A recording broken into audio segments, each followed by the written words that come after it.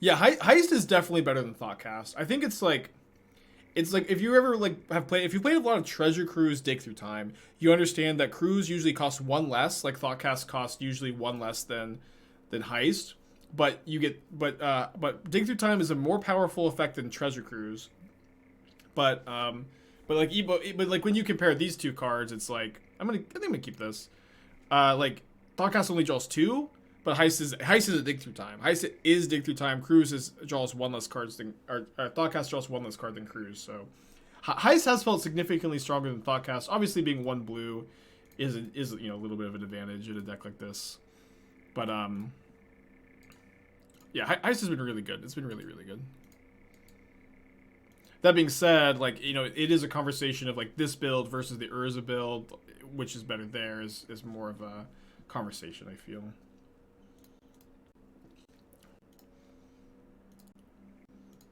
So maybe I'm supposed to play Saga on one. I'll also trade Memnite for a worker. I probably should have offered this first though.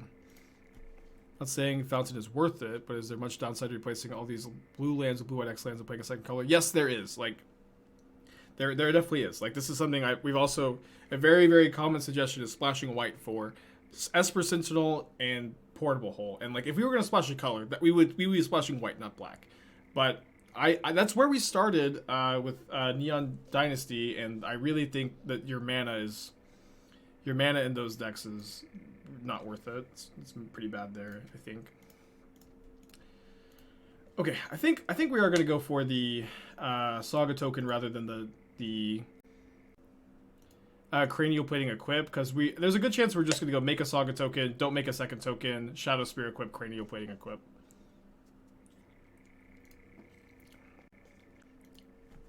But it's like the mana is not perfect just being one color, and then I have played the two color versions. The mana gets a significant amount worse. Could Blue-Black Pathway be better than River? Oh no! My instep stop is gone. Damn it. Sorry, chat.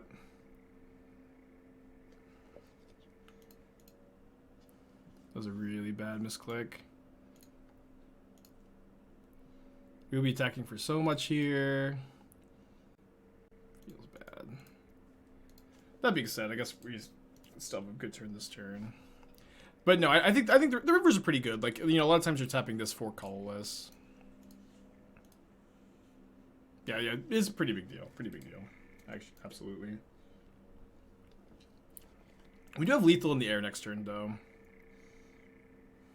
If they don't Ballista. Okay, GG. GG, despite the horrible misclick. I don't know where my instep stuff went. I'll lock it up.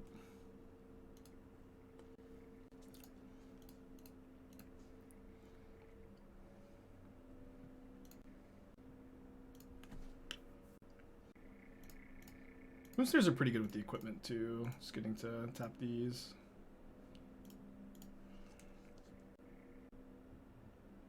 River literally tap for 3 mana. What? Confused by the statement there. This is about as not fly. It only flies if you spend a white mana to make it fly. I put some mana into it, power it up. 3 different mana types? Yeah, that's maybe what they're saying. I was just... if that's what you're saying, yeah, it does.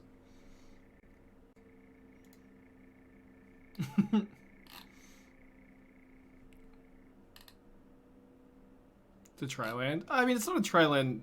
I feel like Triland is disingenuous to call it a Triland in this deck. Why is Dreadnought on the deck? It's an Urza Saga target, and it's also pretty crewable with plating Nettlecyst Saga.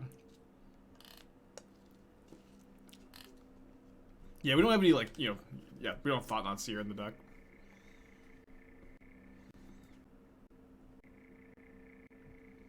Okay, so I can't Nettlecyst, but I can go Saga, Moonsnare. I guess I'll just go actually just plating Springleaf Drum.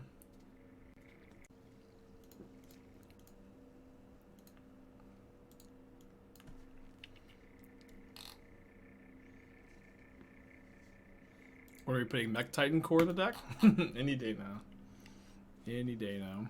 That's the payoff we needed. Okay, Zabaz. This is a lot of counters for them. It's kind of pretty scary, actually, with the Inkmoth Nexus over there. So they get to modular 3 counters on the Zabaz, and then an Ozlith counter here. I think they actually have lethal with the Inkmoth Nexus. No, it's one short. They can get right because they animate Nexus. They Zabaz the counters on to Nexus, and then 4 counters, 4 counters. It's one short. Not that we really have anything to do about it because we can't channel Moonsnare this turn. Can I Nettlecyst and then... No, I can't Nettlecyst and Saga token. So I think I'll just play one Moonsnare Prototype and then make a Saga token and equip the Saga token. The Nettlecyst. Start with the Cranial Plating. Yeah, we're dead to stuff. Yeah, we lose to a lot of things here, I know, but we also don't have any way to play around anything this turn. Yeah, they could put the counters on end of turn too. Because they have a second Inkmoth Nexus. But now I can get Aether Spellbomb off the Urza Saga. I can also get Gingerbrute. Is Gingerbrute lethal? I have a lot of mana. I don't think I have enough mana, but so I have 3 mana here, and then 2 Moonsnare taps to Nettlecyst, Germ Token taps to Springleaf Drum, 7. So I have 3, 4, 5, 6, 7, 8. I have 8 mana, right? 4, 5, 6, 7. 3, 4, 5, 6, 7. 7 mana. Gingerbrute for free. 5 mana to Nettlecyst and equip. 1 mana to Cranial Plating, and then 1 mana to activate Gingerbrute. Gingerbrute for free. 5 mana to play and equip Nettlecyst. 1 mana to Cranial Plating. 1 mana to activate Gingerbrute. So I can Nettlecyst and Cranial Plating onto the Gingerbrute.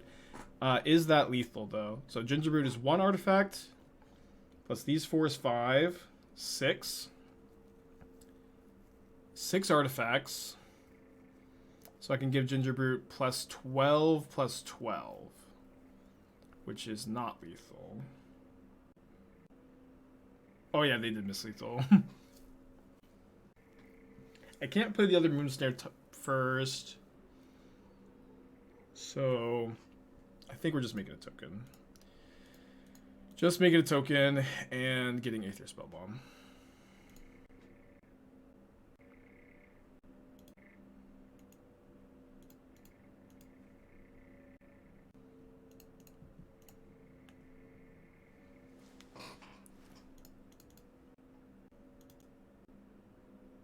Yeah, they had lethal next turn. I don't know why they're doing this here. Now I just lose the perfect play on board. I mean, I have Aether Spellbomb up. Why do I lose to? How do I lose to the board? I'm confused.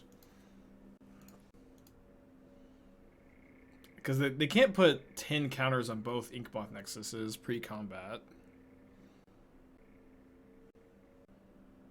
They attack with both Inkmoths. Yeah, they can't attack with 2 lethal Inkmoths in the same turn.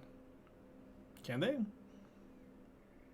Yeah, like this is a 7/7 Inkmoth. The other one is gonna be a 10/10, but I just bounced that one and I killed him on the backswing.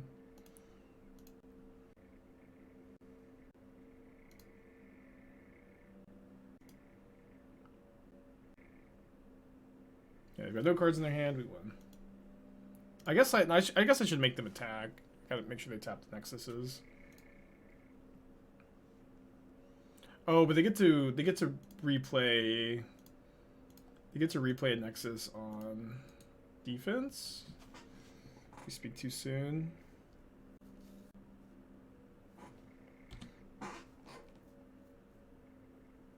Wait, did they really play land free combat? They did play land free combat. Okay. Okay. I guess it does. I guess it didn't matter either way then. But I don't know. They just like didn't even try to beat the Aether Spellbomb. They're like, ah, well, we can't beat it. It's not even gonna try. Okay, easy mulligan. That's on the best artifact creature, Torrential Gearhulk.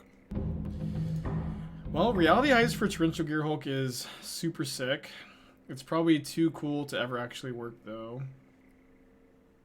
Okay, this hand's pretty close. I think I'm gonna keep it. Do you need like another land, cheap artifact? I love Darksteel Citadel. Don't love seeing Blackleaf Cliffs. Blackleaf Cliffs bobble no Luris, though. Yeah, Pi is currently the trophy leader. He's got 16 trophies. Yikes. Yeah, this is definitely not a hand that's good against Thoughtseize. There's no way we can make Torrential Gearhulk Reality Heist a real deck, right? How's the heist? It's been very good. It's been very good. I've been slanting towards Thopter Sword combo. Yeah, like I feel like the thing is like the Thopter Sword combo itself is just pretty weak. This deck, like you have Cranial Plating, Nettlecyst, Thought Monitor, Ravager just has like big threats to just kill them with. Hey Evan, how long did you play Elden Ring yesterday, Evan? I didn't tune in super long. I had a good time playing it yesterday. That was an amazing draw. How about Elder Deep Fiend, Thought Monitor? I do like the Elder Deep Fiends. 5 of Showers. I played for like 3.5.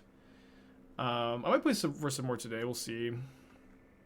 I think so. There's a modern PTQ on Sunday, so I think the plan is to like stream Elden Ring Sunday or Saturday, and then play the PTQ Sunday. But I'm also like talking to another sponsor, and it is rough to like have your average viewer count drop a bunch when you're negotiating with a sponsor. So I might need to secure the bag first. We'll see. Where is their Luris? I'm so confused.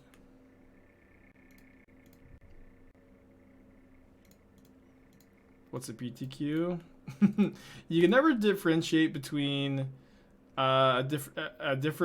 disenfranchised paper grinder and a new player when someone asks what's a PTQ. But it's a set championship qualifier.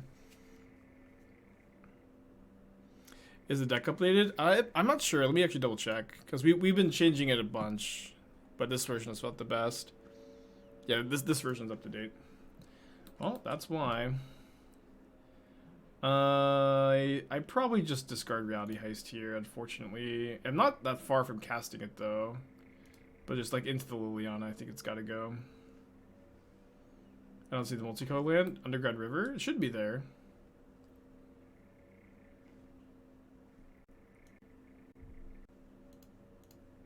I thought it was there. I think I do this. It's maybe a little close. We're gonna play this over blue-white. Yeah, like, listen, blue-white affinity I think is worse than... Like, the blue-white mid-range affinity decks that are popular right now, I think is worse than the mono-blue version I've been playing with Dreadnought. I really, again, I can't stress this enough, I really think that variant has poor mana. And, like, the mana payoff there is not worth the added power level when you compare it to the mono-blue version, in my opinion. Getting a little ripped apart here. About streaming Elden Ring on a second channel, maybe. I don't know. I don't think I need to take it that seriously. We'll see. I know that that's an option. I kind of just want to get Gingerbrute. Gingerbrute attack them. Attack them down to 11. I guess I'll attack Liliana. Stopping the Edict's probably fine. Because they've got Croaks to make me discard. See if I just catch it in for an Edict.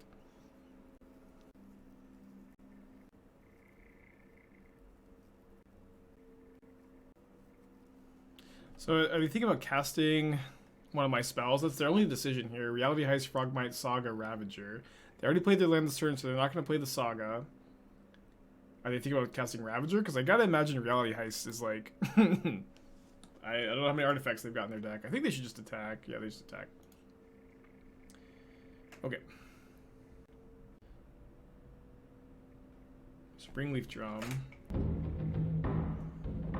So I have 2 mana, which is not a lot. I guess what Springleaf Drum's nice because it makes my construct bigger than the Kroxa, so I get to go Springleaf Drum, Moonsnare to equip the drum onto the construct, and then I don't know if I attack the Liliana or if I attack them. Let's equip before we decide, but this is definitely step 1. Attacking Liliana plays around second Liliana.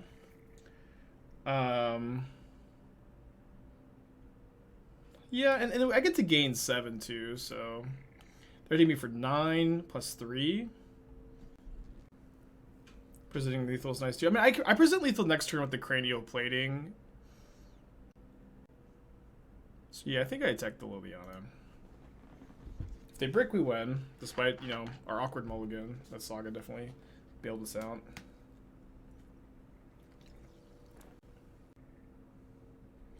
Kill the cast the bolt. Well, we're dead to bolts anyways, no matter what. We probably lose to like a fatal push, but we beat another Liliana with this attack, and like I think we also beat we beat a brick with this attack as well.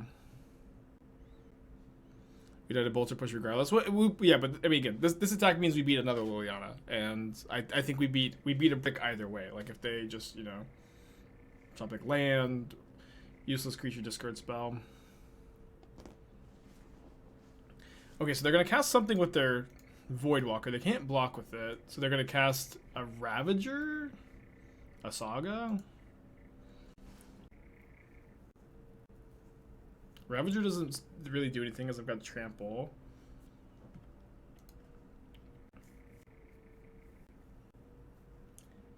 Reality Heist. I guess they're looking for Bobble. It's kind of, I guess, a bold play, looking for Bobble into like a bolt push or something. Weird to see them playing. They must be playing Channeler because they have Bobble. It's weird to see like they're just playing Liliana over Luris and like the regular red-black deck.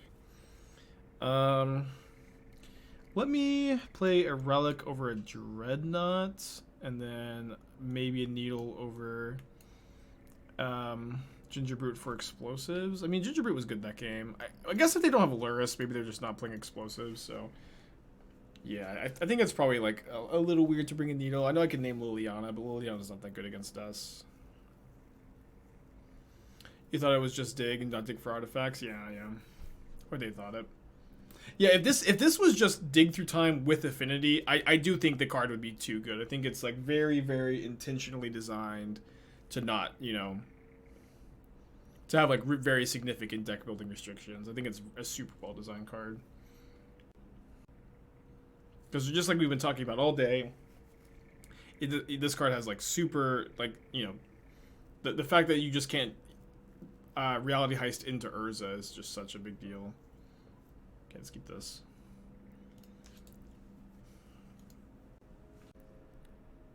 What should you get for lunch? Something healthier than you usually get. So how does this sound for a plan for the rest of the day? I've got D&D tonight, but I've got like a few hours in between the end of the stream and D&D, or really Pathfinder. And how about we finish this league, and then I eat my lunch while we watch old Pro Tour coverage, and then we transition and play like an hour or two of Elden Ring. Kind of sounds like a good Friday afternoon. Yeah, I really had fun playing Elden Ring last night. Yeah. Esther plays in this Pathfinder session. I'm in two campaigns at the moment, and she plays at this one, not the other one.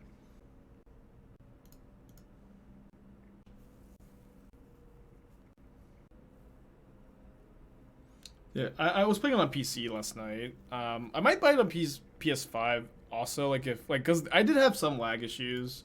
I've heard that there are more lag issues on the PC than the PS5.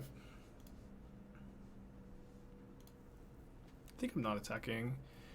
Are we gonna do the dungeon with the rolling thingy? Yeah, I think we should go back to that dungeon. Well, so it was weird. We died in a weird spot. There's like so many ways to go. Like I lost like a decent amount of XP, and so we can go try to recover the XP first, and then maybe go back to that dungeon. What PT? We've watched some like Pro Tour Dark Ascension on this channel in the past. That was the Pro Tour,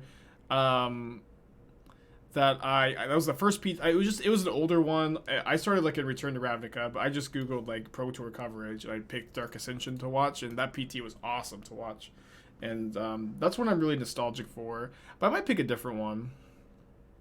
Politely suggesting an old Worlds tourney.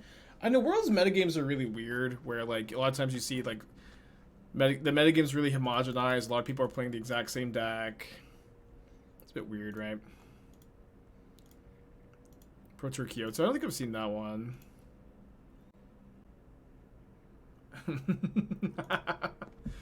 Oh boy.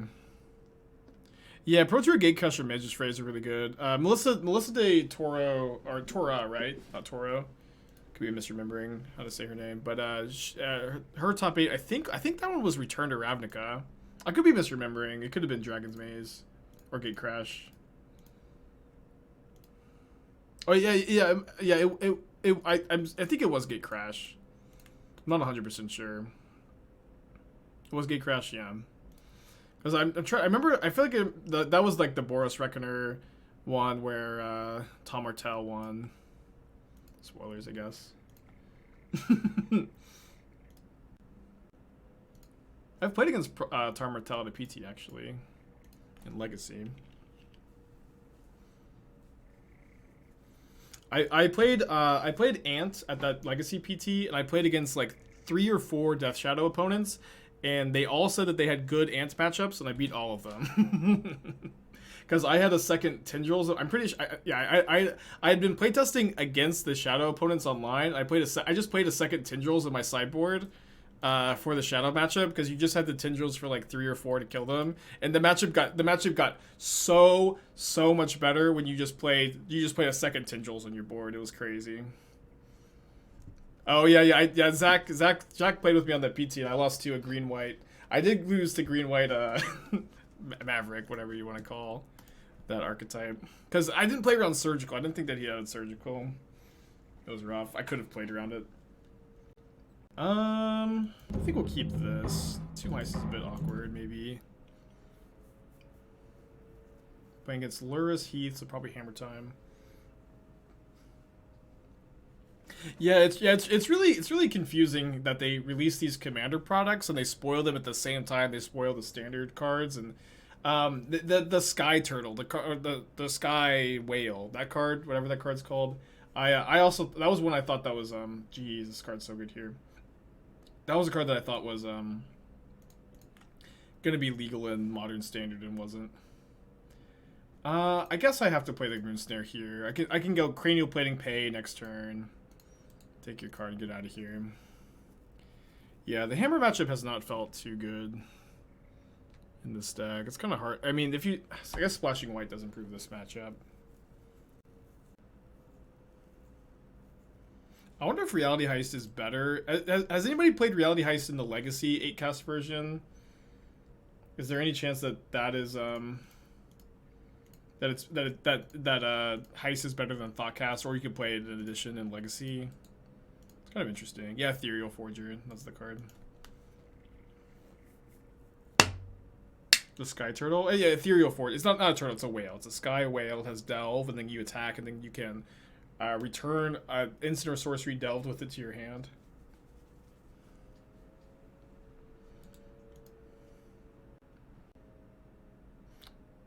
Okay, they don't have another artifact.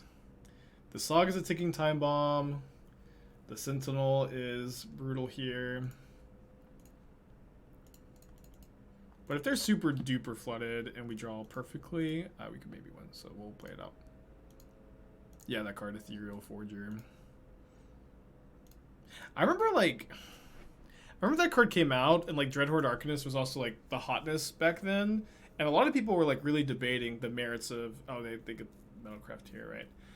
A lot of people are really debating the merits of like this card versus Dreadhorde Arcanist, though. Yeah, I do think Sai is pretty good in the Legacy version of 8-cast. Okay. We don't really have outs here. Okay, Needle, Aether Spellbomb, cutting the Dreadnought, and then I think the 4th Frogmite. Oh yeah, Murktide Regent now, huh? Can you imagine attacking into Murktide Regent with your Ethereal Forger?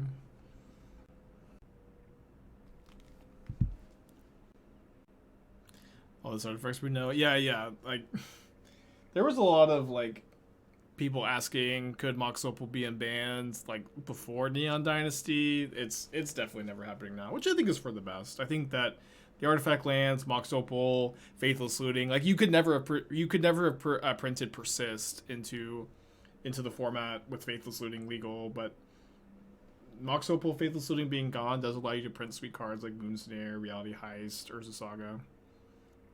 I know Urza Saga is still maybe a little bit of a sore spot, but I think the card is fine, at least for now.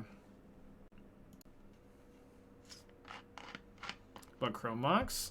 I don't know. I mean, I generally am just kind of... I'm generally against, like, super efficient fast mana in Modern. I think that if Chrome Mox is legal, then, like, Chrome Mox would be the best in Oops All spells, and then Oops All spells, all of a sudden, like, it just kills you on turn 2 really often. I think that that's pretty obnoxious. Not something that's a positive impact on the format. Neobrand also, like, Neobrand and Oops All spells... less so Belcher, I think, but those two decks I think become somewhat obnoxious. Worse for the format.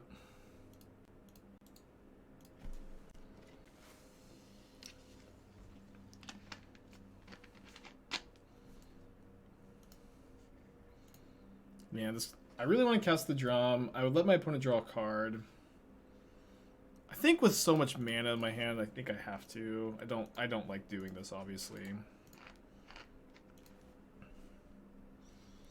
I think Saga being a defining card for Modern isn't bad for its identity. Yeah, I don't think so either. Especially when Saga like has so many like good playable cards that just hose it. Dress Down, Alpine Moon, Blood Moon, Magus, Besage's like, you know, not a great answer maybe, but a good answer that sees play. I agree. I don't feel... I'm not an Urza Saga hater.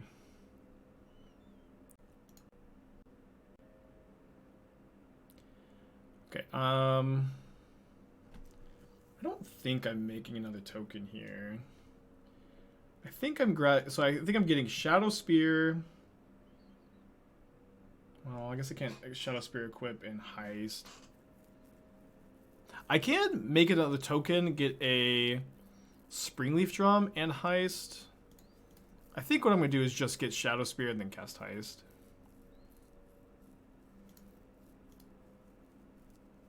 Or I could also Needle Inkmoth Nexus, but I've got the Spellbomb, so I think we'll get the Shadowspear. Because I found that card very important to race in games like this. I'll give them another card. Okay, so we found Thought Monitor, which we're probably taking. There's also a Darksteel Citadel, which would give us our land for the turn. Ravager Plating Ornithopter. I think I'll take these two and then go Memnite, tap Memnite to cast Thought Monitor.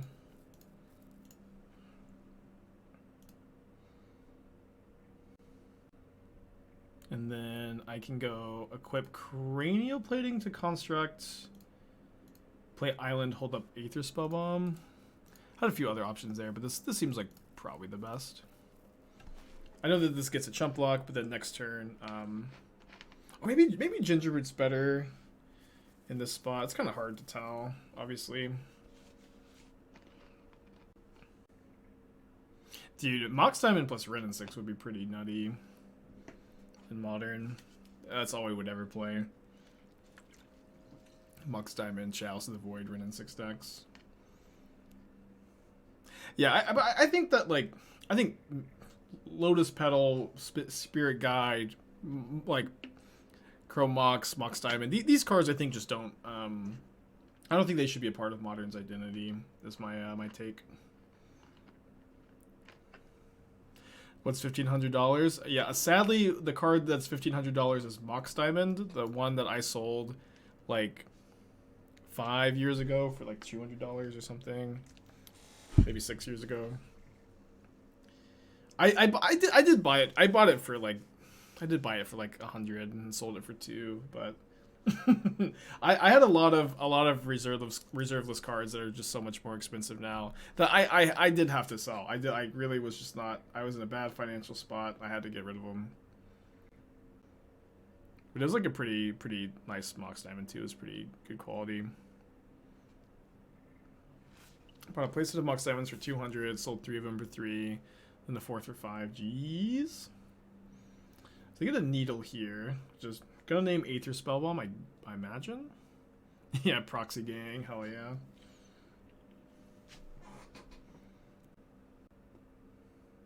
Yeah, I sold my Underground Seas and my Tundras and my Volcanic Islands and my other dual lands. I think when I was selling my collection, I had like 14 dual lands and Legacy Staples, Force of Will, bunch of fetches, big modern collection too. It was tough. They're really not. I thought they were gonna just snap name Aether Spellbomb. Maybe they're having a hard time naming it. I think Chad would mold of how I store some of my high-end stuff. Yeah, I mean, I never stored mine super well either. Just in like deck boxes and stuff. And they named Cranial Plating, which is currently attached to a creature, so I don't feel weird about this. Why I sell my Legacy Staples? I had to in order to pay rent. is why I sold my Legacy Staples. And is the only reason why.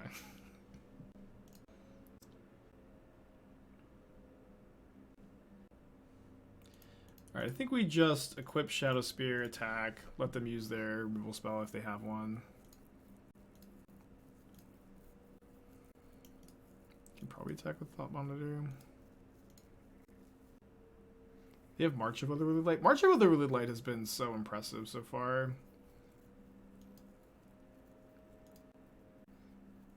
Okay, I think I just passed back Reality Heist up. The ability to possibly pay.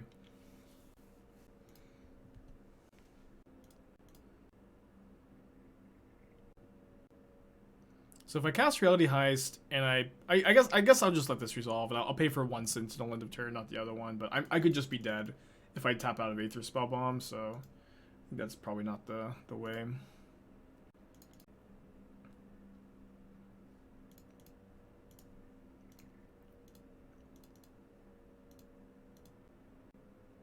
Had 3 Black Lotus in Shoebox 25 years ago. Shoebox around 1998. Brutal. Absolutely brutal. Okay, so Nettlecyst is definitely a card I'm picking up here. I can't double Nettlecyst equip, can I? Nettlecyst, equip plating. I mean, that's lethal if they don't have a removal spell, but they do have mana up.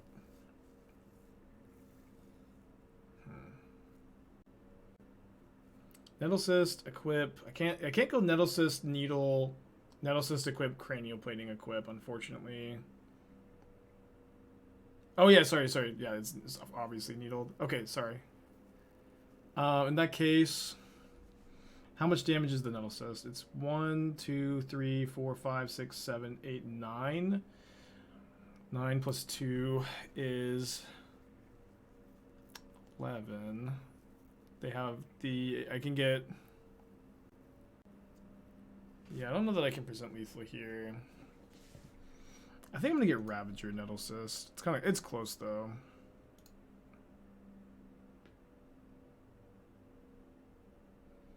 Like, in fact, what I could maybe do is just go all in on the Gingerbrute off of Ravager and just I'll leave the Spellbomb, go in on Gingerbrute and like leave Spellbomb up and just hope they don't have another removal spell. That seems like a little loosey goosey. A little loose. I think I'll just cast Nettlecyst and pay here. And then leave up the Spellbomb. Attack for 2 in the air.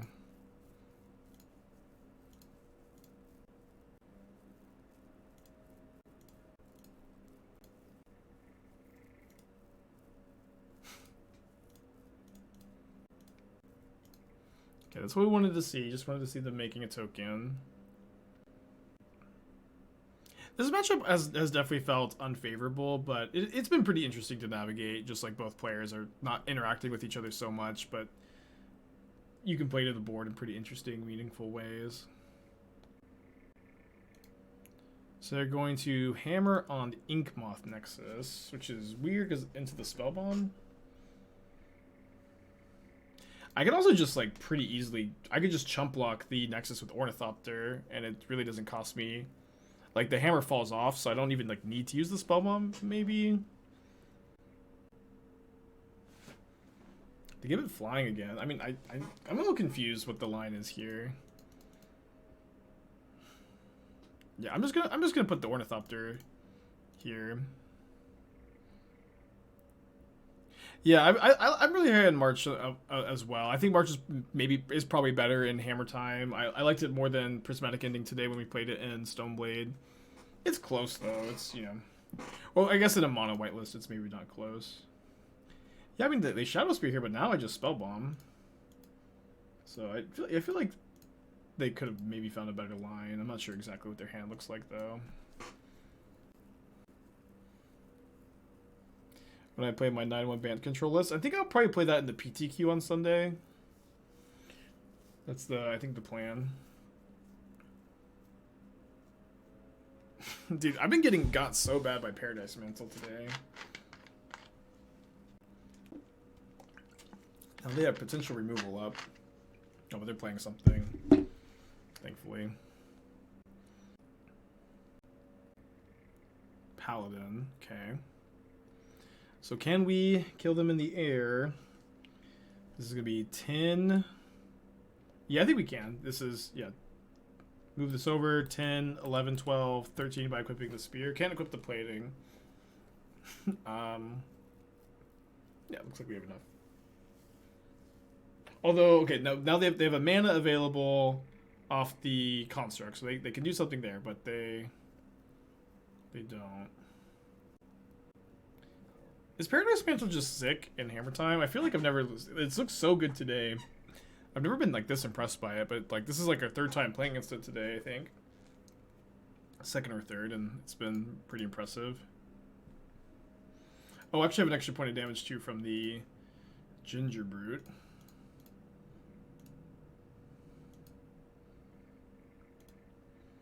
I guess it doesn't really matter how I get the extra damage. I only have one more damage, either Shadowspear equip or Gingerbrute. I'll just Shadowspear. Yeah, I think Mantle's pretty good. Probably hits us with GG. Still have one more game to play though. Game 3 on the draw is pretty tough. But this matchup is pretty interesting. They can just get their hammers on creatures, and you do just get to play Magic too still, which is pretty cool.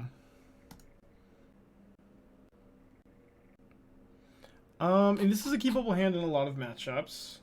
My opponent's against a mulligan. I'm definitely happy to keep this, but if they kept 7 like super fast, I maybe try to mulligan to something a little faster. But now they've built a 5, and I feel pretty good about this hand. I feel like playing 1 Slaughter Pact is fine in this current meta, and in what deck?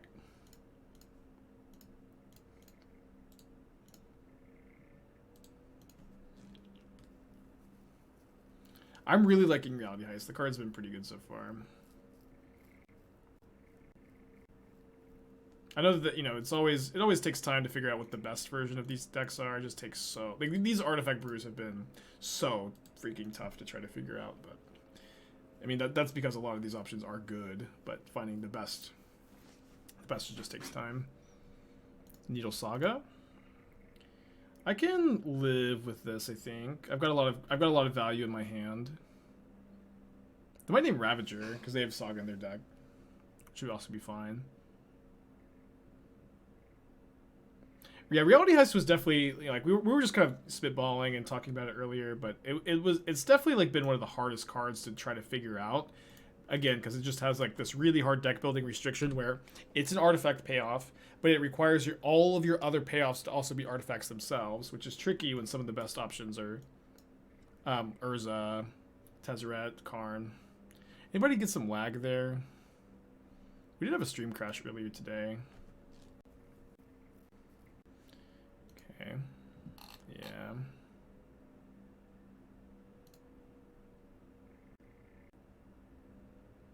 Alright, so I think I'm going to make a token, chump block with Ravager, just modular onto the token. Lag, okay, cool. Didn't seem like we dropped any viewers. But that's the second time it's happened today. I don't know if it's like a Texas-wide issue because our infrastructure is struggling with the cold or what's going on. But I am going to get an Aether Spellbomb, I think. No, I should probably just get Needle Hammer against the Paladin.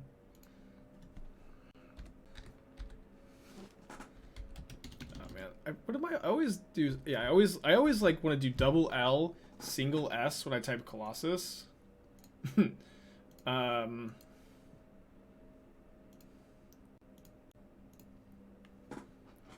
Every single time. Okay, then I can try to maybe double block the Sentinel here, and then they can't move the hammer if they even attack with this. They have no cards in their hand, just a bobble. They do have bobble Lurrus, I guess, for next turn. Needle was on Ravager. Yeah, Needle's on Ravager. You still get to modular if the Ravager dies. You just can't do anything else. Yeah. Needle doesn't stop the modular. Modular is when Ravager dies. I think that's what you're missing. Okay, there's Reality Heist. Got a lot, a lot of mana. Let's go cast Springleaf Drum. Pay. Oh, sorry. I forgot they have the Sentinel, so we don't have to pay. Cast the Heist. Letting them draw cards kind of tough though. Aether Spell. Okay, Aether Spellbomb is actually a really good draw. Yeah, I think we just take Aether Spellbomb, Thought Monitor, play Underground River,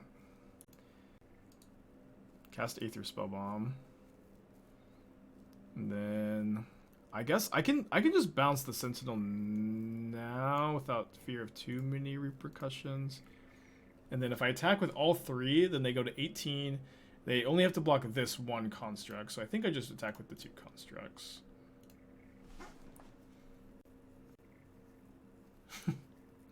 They give me the double chomp, which I'm pretty happy with. Play around Blacksmith skill. I think, but it also lets me attack. I think it's better to just bounce and then attack. Aether Spellbomb has been pretty good. I wonder if you could play like maybe one main, one side instead of just one side. Maybe two in the side, two in the main. That was for Jason, man. I've liked it. I've done it for a while now. It's like, because you have so many cards that just say draw a card, Abundant Growth, Spreading Seas, Ice Fang, it's like kind of easy to get like flooded. So like Jace being able to like mitigate that flood with the Brainstorms has been super good. Super niche flying, but is playing Moonsnare there to pay for Spellbomb good? It doesn't work because Moonsnare only taps for blue, and we only have one blue mana available. So if we cast Moonsnare and cast Spellbomb off the Citadel, we don't have a blue mana to activate Aether Spellbomb.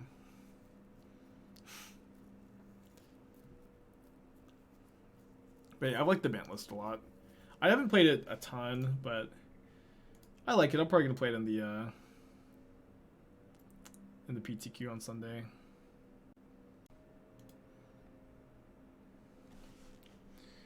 Dude, we've got so many options. I'm gonna cast another Thought Monitor. If casting Thought Monitor is wrong, then that's fine. So Nettlecyst equip does let my opponent draw a card. That being said, it also hits them for a ton.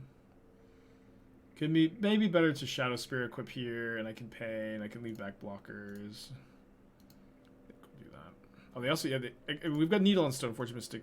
Sorry, on Hammer too. So they can play Stoneforge off Lurrus, but they can't necessarily equip it unless they draw Sigarda's Aid.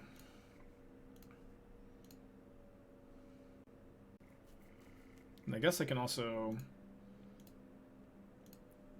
cast Moonsnare Prototype, cast Gingerbrute just to grow the constructs, and then attack like this. Put them to 16, 15, 15, and 17, 17 trample coming in, pretty good.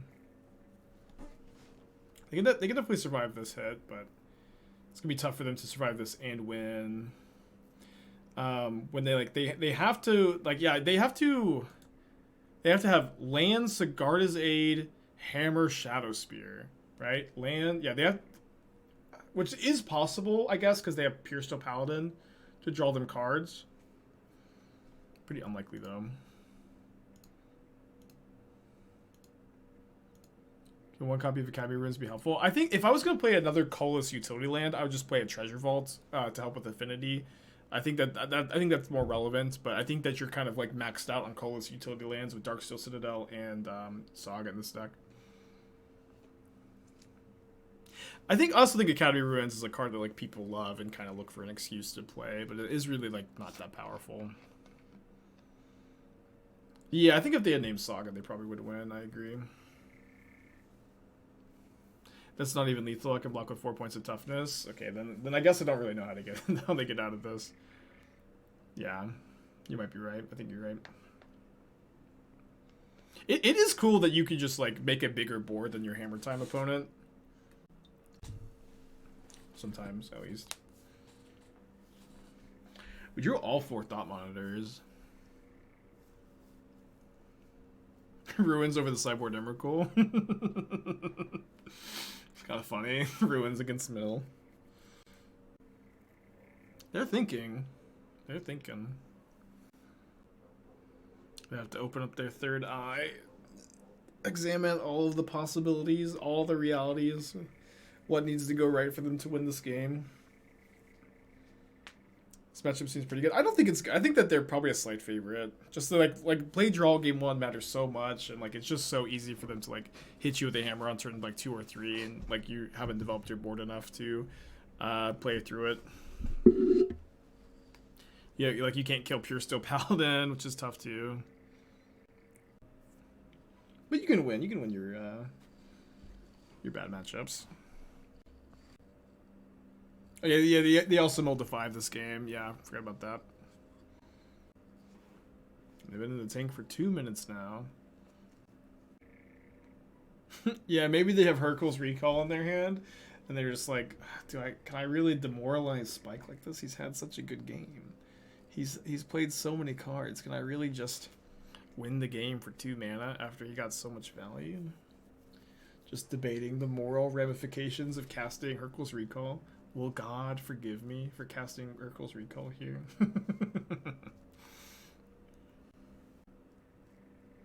Seeing as much Shadow Leagues. I haven't been seeing that much. I've been seeing some. It's definitely like more popular than it was before Neo, but still like less popular than Titan Hammer. Maybe it's like the 3rd or 4th most popular deck. At least what I've been playing against. Okay, Stoneforge Mystic for Paradise Mantle. Love it. They've definitely opened up their 3rd eye with this line. Ornithopter. If they tap the Nexus, like we're not dead this turn. I mean, there's no way. It's so tough for us to be dead this turn, though. March of Otherworldly Light on Needle. Okay. Another hammer. Okay, so they get to double hammer their Luris and gain 20 plus life, and then okay. Dude. And then they get to move their hammers over to Ornithopter or probably Stoneforge Mystic post-combat. So I should block here. So this way their Luris dies. If they want to move both hammers. Yeah, great line, opponent. Great line. They exiled my Pithing Needle with March of Otherworldly Light. Then my Ravager is needled. Can I don't have 10 mana next turn, do I? I'm yeah, I have 9. So I can't Nettlecyst equip.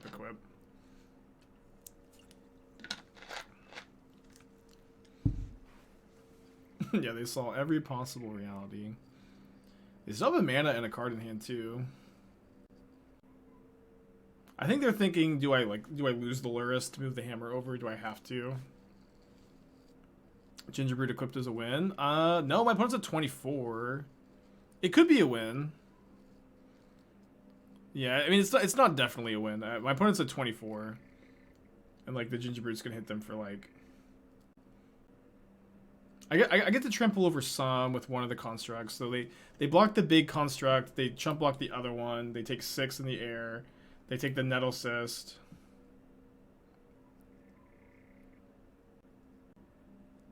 Okay.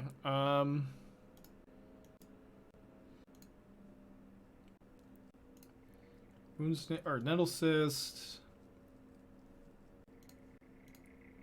Tap the Germ token, tap the Nettlecyst to equip onto Gingerbrute. And then I think we go Ravager, Springleaf Drum. I guess we can go Nettlecyst, Springleaf Drum to activate, to play, just play out more artifacts and to activate the Brute here. I think this is lethal. Maybe I think this is lethal. This is going to be 17 damage down to 7, and then they trample over for 6. GG. GG. What a game. Opponent really played well. I guess they do have a card in their hand. It could be Path.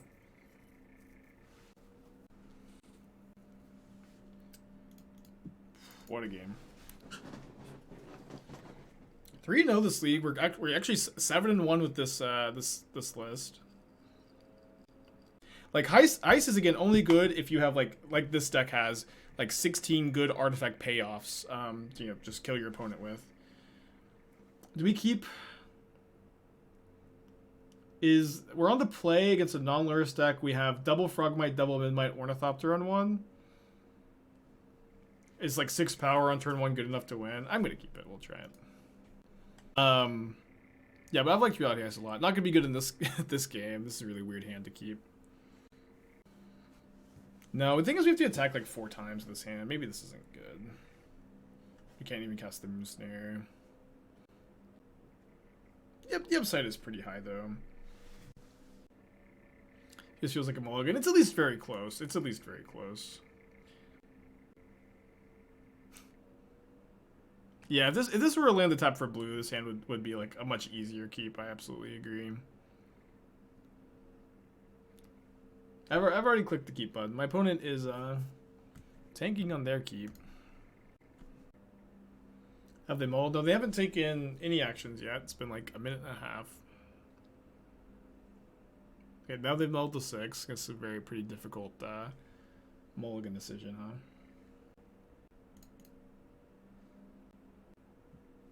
If you don't remember subbing, we probably were gifted a sub. That's usually what happens. I'm doing well, Hardcore. How are you doing? My opponent's hit me with the lull.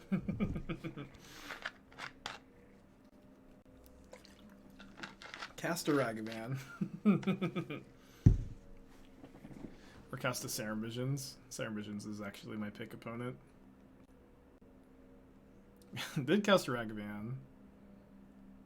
Okay, Citadel does increase some good top decks. Cranial Plating, Ravager, Saga. Okay, they're gonna take the full 6. I think I'm supposed to attack here, just jump block with the Ornithopter. Or if they want to kill the Ornithopter, that's fine.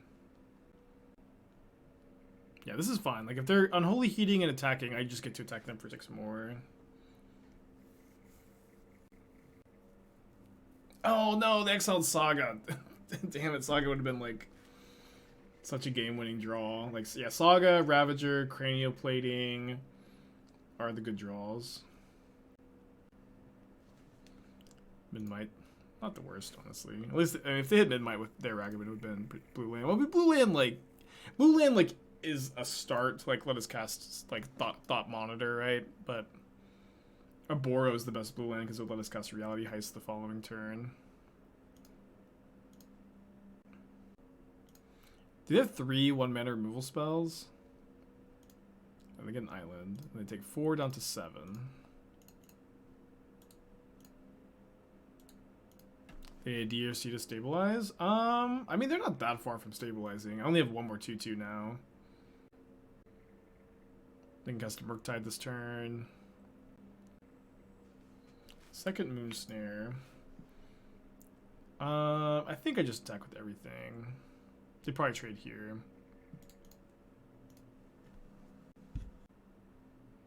Yeah, I've spent no mana this game. Okay, they're fetching, getting basic island. If they had Archrage's Charm, they probably would have cast it pre-combat. Oh, they have Snapcaster? Oh, we can't beat Snapcaster. Ravager's deck without Inkmoth feels super weird. I don't know. I see what you're saying, but I also feel like it's always been weird that the affinity decks have valued Inkmoth over Blinkmoth when like the rest of their deck is dealing damage. I know the Inkmoth Ravager can combo kill, but I think Ravager is also just like a pretty good card to Reality Heist into. Is the idea behind it. Okay, exiles Underground River, which wouldn't have been the worst hit. Blue Moon? Yeah, they could be on like a more Blue Moony deck as opposed to traditional Murktide. Let's see if this resolves. There's like, it's doubtful. It resolved.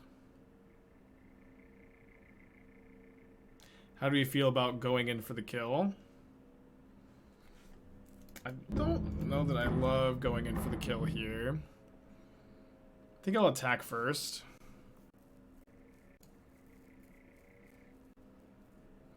Yeah, okay, I mean, I think now I'd go for it, right? My opponent's already used 2 red removal spells. They didn't use one last turn. Well, it's easier when my opponent shows us that they're F6'd. I mean, this could be an F6 bluff, but I think they're just tilted because they messed up on the charm. Let's go! Yeah, I know they could have bolts. I know they could have bolt. I know that, but I think I'm just jamming there. And got rewarded. So I want Needle to name engineered explosives.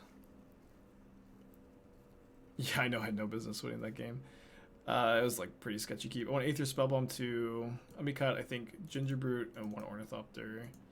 Memnite's a bit better because they're a Ragavan deck. Yeah, winning the game with my single permanent being a Memnite.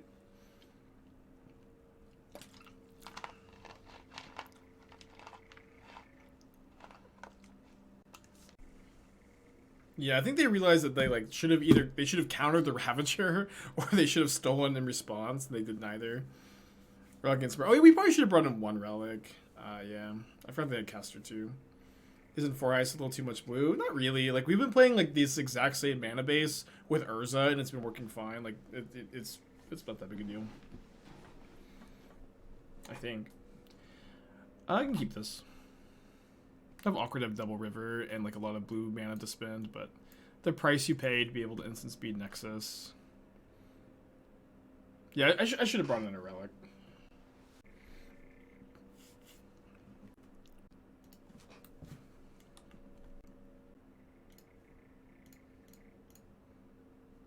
So this could be a game where you do the Dreadnought plating trick where you equip a plating to a creature, then you crew the Dreadnought with it, then you move the plating. Yeah, if they have Blood Moon, like our rivers are pretty embarrassing. Like it is possible that like you just want to play islands instead of underground rivers for if Blood Moon is popular. I think so far we've lost a game to river dealing us damage, and we've won a game to being able to instant speed Cranial Plating equip. So currently feels like a wash. Do I want to trade Memnite for? I actually don't want to take that trade, which is funny. Yeah, I've liked Reality Heist a lot. Our sample size isn't huge, but we're currently 7-1 with this 75. But we're playing some slightly different. We're tweaking it a little bit, and we did have worse records with some other small variants. It's huge for us that this resolves. Awesome. Yeah, I think I'm just gonna try to equip here, crew the Dreadnought,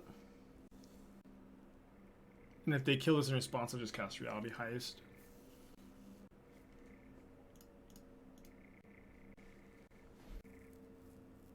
And yeah, what's cool when you compare this to like a payoff like Urza is like what we could cast Urza here, but we play right into a counterspell. But our big payoff being a 2-mana instant just makes it so much easier to maneuver around your opponent's counterspells. This Dreadnought is such a slot waste. I feel like I might be wrong, but it looks so bad. I've been playing a lot of Dreadnought. I've liked it a lot.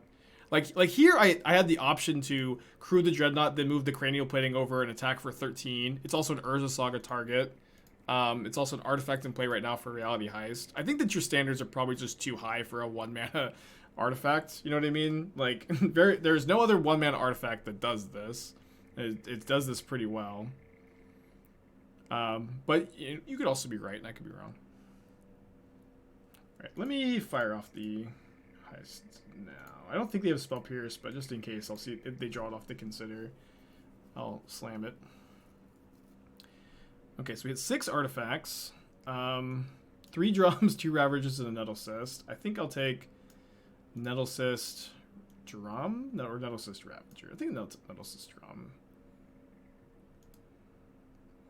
Why didn't equip instant speed? Equipping an instant speed costs 2 black mana, as opposed to equipping at sorcery speed is just 1 mana, so I didn't have enough. Isn't Shores better than the river? It might be. Yeah, it might be. Obviously, you know, this always enters untapped, which is relevant, and Shores deals you no damage, which is relevant too. I did have enough? I don't think... I used all my mana. I don't know how I had enough. I had Drum. I used Drum to cast Heist. I'm confused. I spent a mana to cast Drum. I spent a mana to equip Cranial Plating for 1 mana. And I spent 2 mana to Reality Heist. I did not have enough mana to... I spent all my mana. So you telling me I had enough mana to do something that cost me 1 more? I don't understand. During combat, I had that mana? Oh, instant speed equip onto the Dreadnought. I see. Sorry. I didn't understand what you meant. I think I'm just gonna cast Reality Heist here. If they counter this, then I get to like attack for billions. Don't counter it. Yeah, let's just take Frogmite Darksteel Citadel, which is maybe not the most powerful, but I think makes sense in this game. When you play Shocklands, you could. Maybe Shocklands are better than Underground River. Or maybe like, at least maybe the first Water Grave is better too, because you can get it off Beseiju, but it's also like, you don't need to black that often, but we're gonna probably hold up the instant speed here. We're gonna gain control here, so let's go tap this to Springleaf Drum. Then I guess we tap Frogmite to Springleaf Drum. Cranial Plating onto Ornithopter. I guess I should have played the Spear pre-combat. Our 1 mana permanent got Archmage Charm, so it must be bad, actually. Still pre-combat. Oh, I didn't realize we were in our main phase. Sorry. So I thought they should have done this in the beginning of combat step. I didn't realize we were in the main phase. Okay. Well, we missed a damage then.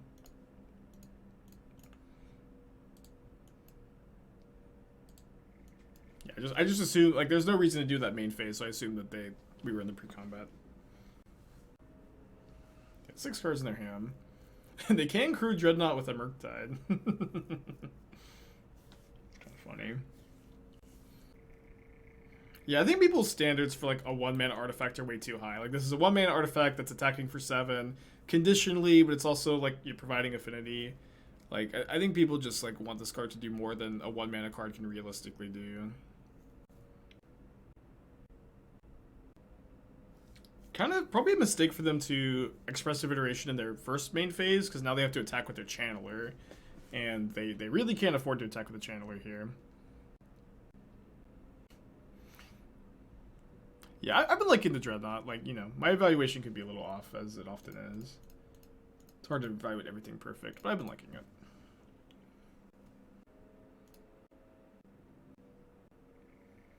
Is it better to equip Nettlecyst or to just move Plating after they use an interactive spell? I think I'd rather just use Plating.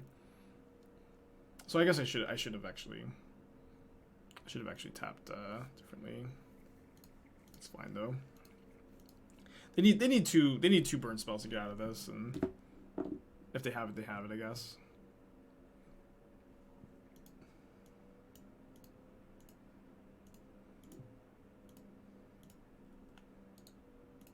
And they're still in pretty bad shape next turn. Yeah, definitely a big mistake to you know, tap the river here. Missed a point of damage. But actually 2 points of damage because I could have moved on to the Memnite. But they failed to find a forest or island card. Aren't they dead? Well, they weren't dead because they failed to find out their fetch, which I think was a misclick. I think that was a misclick. I think we're probably winning anyways. Let's get a prediction going for the 5-0. Got a couple trophies early this week with Anvil and Bant Control against us, but so on the Dragon Sea Yorion deck with a pretty slow hand, very land heavy. I think I'm gonna go to 6. Very close though. Yeah, this one definitely looks better. I think I just put back Nettlecyst. My opponent says we got paired against each other earlier today, but yeah, that can happen.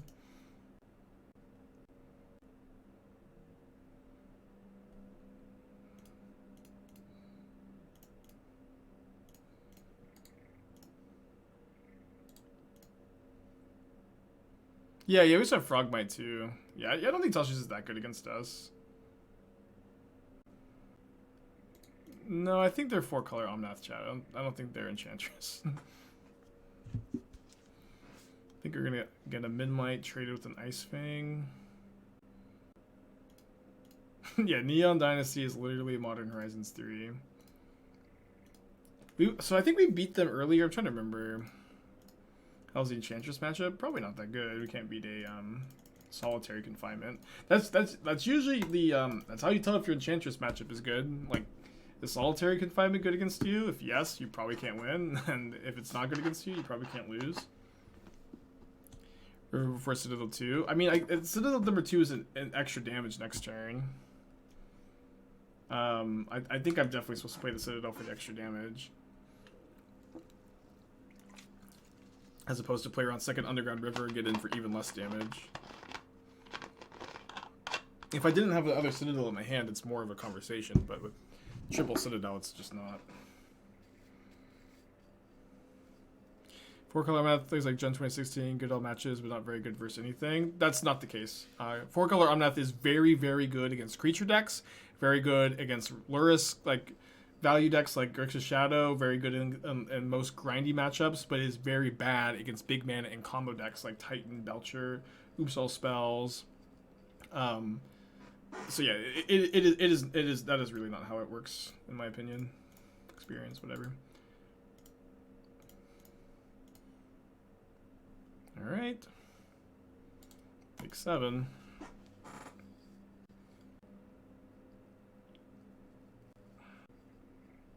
Dead. Dead. Extra dead.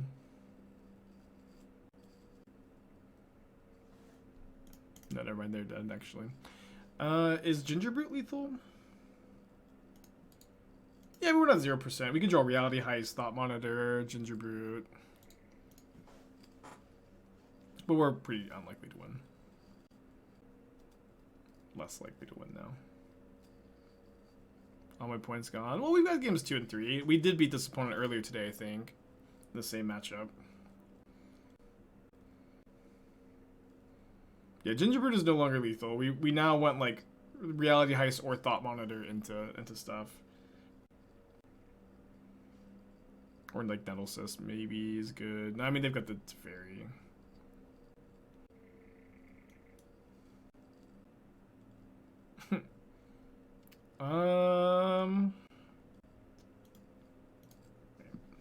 They've got Teferi to bounce my Saga. Back at him. I think I just straight up didn't sideboard last time and I won. I think we're gonna do that again. Yeah, did I play against this opponent this league? No, not this league. So it must have been last league. Wish people played a good, honest Omnath deck like Elementals. I mean, I feel like people are going to complain about the Omnath deck no matter what it is. Maybe Ashiok? No, it's like, if Ashiok were good against 4-color Omnath, Ashiok would be a main deckable card in Modern. If it was just good against decks with fetch lands, you would main deck it. And especially in your affinity decks, like boarding in a card like Ashiok has a big cost too. Is Nice to make Ice Ring better not good anymore in control? I think that March of Otherworldly Light is better. Okay, so turn 1 I can play 4 artifacts, and then turn 2 if I draw. This is gonna cost 3 mana. So close. This hand's so close. I think my mulligan. This hand's way better.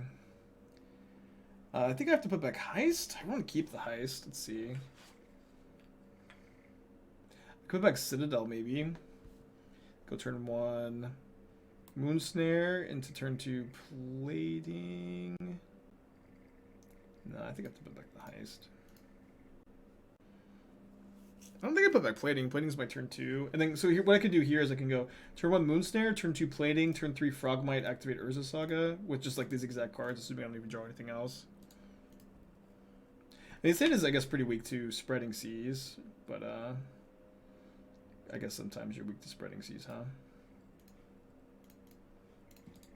Yeah, 1 mana short of the Frogmite here. They're on an 80 card deck. They can't possibly have Spreading Seas. Good point, good point. Sigh of relief. Can I top monitor this turn? Let's see. 1, 2, 3, 4, 5, 6. Looks like it. Pretty good turn. We mulligan this game too.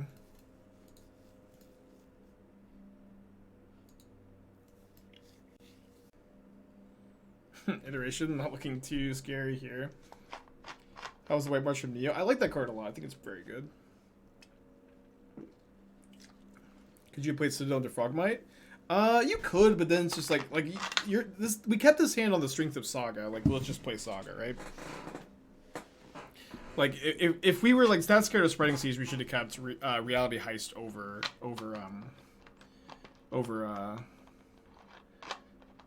Saga.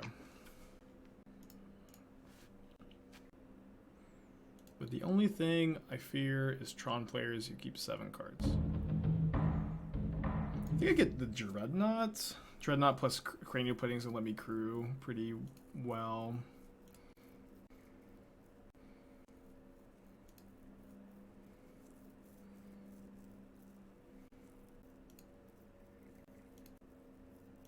Well, it was a huge mistake for them to bolt then.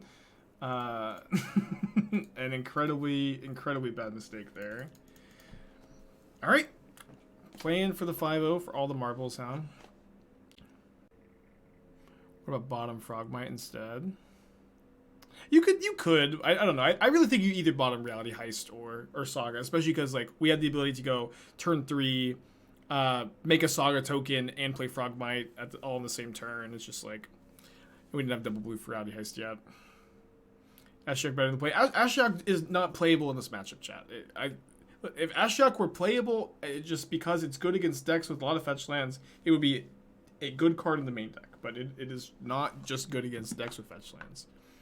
And it's also true, like, in your affinity deck, you need a density of artifacts, and Ashiok is like a goofy 3-mana planeswalker.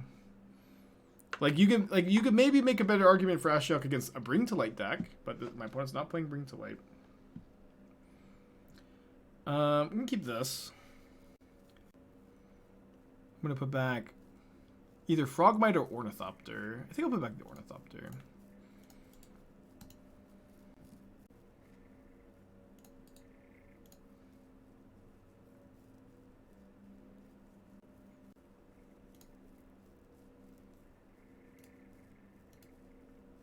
It could possibly, again, this game be better to try to play around Spreading Seas, but it's just so good if they don't have it. They are an 80 card deck. Which is, you know, I guess a meme. 80 cards, by the way. It's fine. 7 cards in their hand. They do have another land to play. They have Abundant Growth. Yep.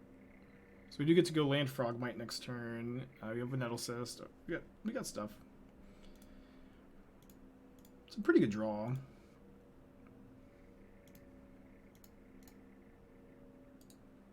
Pretty good draw. Why does that kill that? So it removes all chapters from the saga, and then when a saga has no chapters, it dies. Why it removes all chapters? I don't know. It does though. Sure it does. Does Bloodstone kill Saga? It does, yeah. Blue-green. Main phase Ice Fang. 1 snow land away from Death Touch. Maybe main phasing Ice Fang to try to find a land, and they don't have it, which is huge. We currently have 4 artifacts, so our Thought Monitor costs 3. Oboro is in this list, so people can ask why it's in the deck. It's in the deck so you can filter colorless mana into blue mana sometimes. But yeah, it also costs you almost nothing. But it cost me time answering why it's in the deck 10 times a stream. Lots of Ravager. I've liked it. It's been like, again, you really just want another card that's good to get off Reality Heist, and that's exactly what Arcbound Ravager is. I've really liked it as like the 16th or 13 through 16 cards that are good to get off Heist, which I think you need. It's almost $100 a paper. Yeah, you can just play an island. It's okay. It'll be fine. Just play an island. All right, Solitude. I hope if they have Ephemerate, we're gonna cry.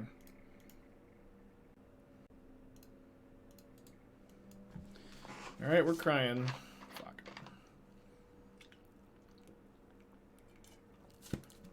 Solitude Ephemerate is so absurd in these matchups.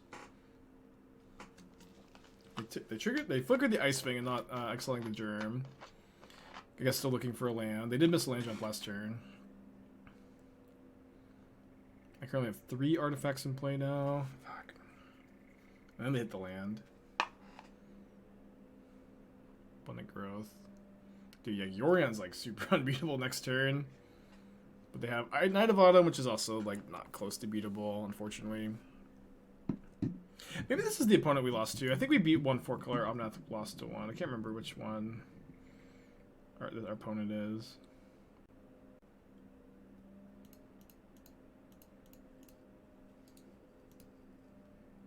Yeah, GG. I mean, it's just so hard to like mulligan, get your Saga Spreading Seas, then get Solitude Ephemerated into Knight of Autumn. You lose these every time. Or most times, we'll see. We do have a Thought Monitor this turn. Okay, Gingerbrute free to play before the Thought Monitor. 2 mana. I guess it's better to Moonsnare first. Not a lot of gas.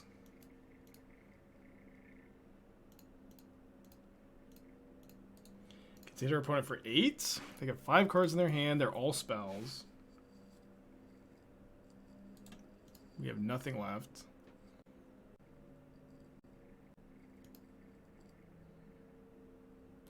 So they go for a fetch land to trigger Omnath over pinging the Gingerbrute. Yeah, if only we had Reality Chip.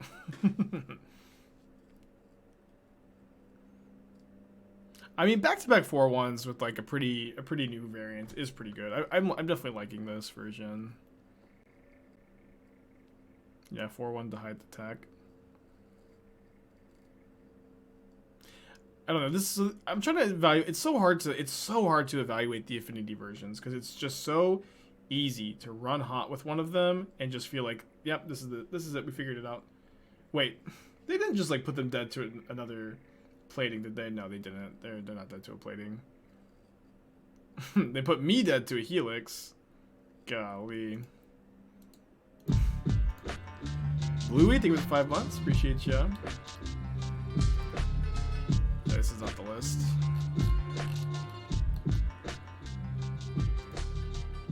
Yeah, GG. Do you think Ephemerate's close to bannable? No, I think it's good against your pet deck, so that's usually like when people ask is Ephemerate close to bannable, please spike. Please spike. I play a creature deck, I play a tribal deck, and I just get Solitude Ephemerated and Solitude Fury, and it's just can we ban that? Can we ban the card? Please spike. I get it, man. It sucks when it happens, but It's pretty high variance card, especially in the 80 card decks. It's not that good against the big portion of the metagame, unfortunately. Eric English, thank you for the 7 months. Appreciate you. I'm pretty happy with, I think, the list. The sideboard maybe needs some tweaking, but I'm pretty happy.